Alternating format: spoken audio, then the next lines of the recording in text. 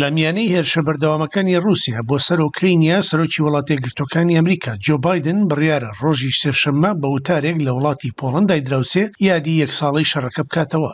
جۆن کێربی وتەبێژی ئاسایشی نیشتیمانی ئەمریکا ئەمێ ڕاگەیاند. سەرۆک بایدن بەڕوونی ئەوە دەخاتە ڕوو کە ئەمریکا بەردەوام دەبێت لە وەستان لەگەڵ ئۆکراینە وەک چەندی جار گوێ لێ بۆ دەڵێت تا ئەو کاتێککە پێویستە. ڕۆژ چوارشەممە سەرۆک بایدن دەرفەتی کۆبوونەوەی لەگەڵ سەرکردەکانی نوێی بوخارست دەرەخسێنێت ئەوەی بە بینۆ ناسراوە. کۆشتی سپی وتی هیچ پلانێک نییە بۆ ئەوەی بایدن سەردانی ئۆکراینیا بکات وەنا لەگەڵ ڤلادیمیر زلنسکی سەرۆکی ئۆکراینیا لەم گەشتەدا کۆ ببێتەوە. بەڵام چاودێران دەڵێن ئەگەری کۆبوونەوەی پۆڵەندا لە نێوان ئەو دوو وڵاتەدا هەیە.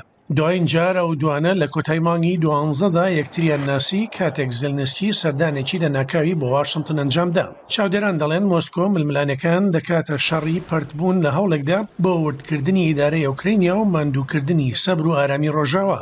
ئۆکراینیا سوودی چەکی تەکنۆلۆژیای بەرزی ڕۆژاوای هەیە، بەڵام رووسیا سوود لە قەبارە گەورەی ئابووری و هێزی مرۆیی و توانای بەرهەمهێنانی بەرگری وەردەگرێت.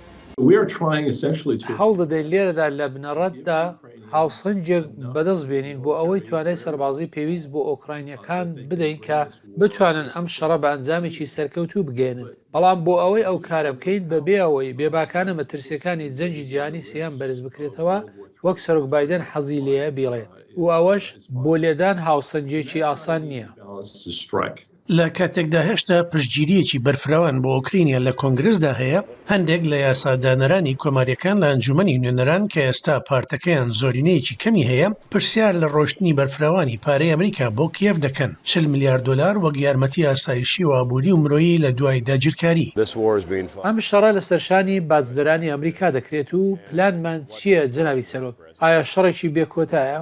ئایا ئێمە بەردەوام دەبین لە خۆراکدانی ئەو جەنگە بە چەک کە بە تەواوی نازانین بەرەو کوێ دەڕوات یان چۆن بەکاردەهێنرێت تا چ مەودایەک؟ ڕاپرسیەکان دەری دەخەن کە ئێستا نزیکەی نیوەی ئەمریکایەکان دەڵێن پێویستە واشنگتن داوا لە کیەف بکات کە بە زووترین کات بە ئاشتی ڕازی بێت.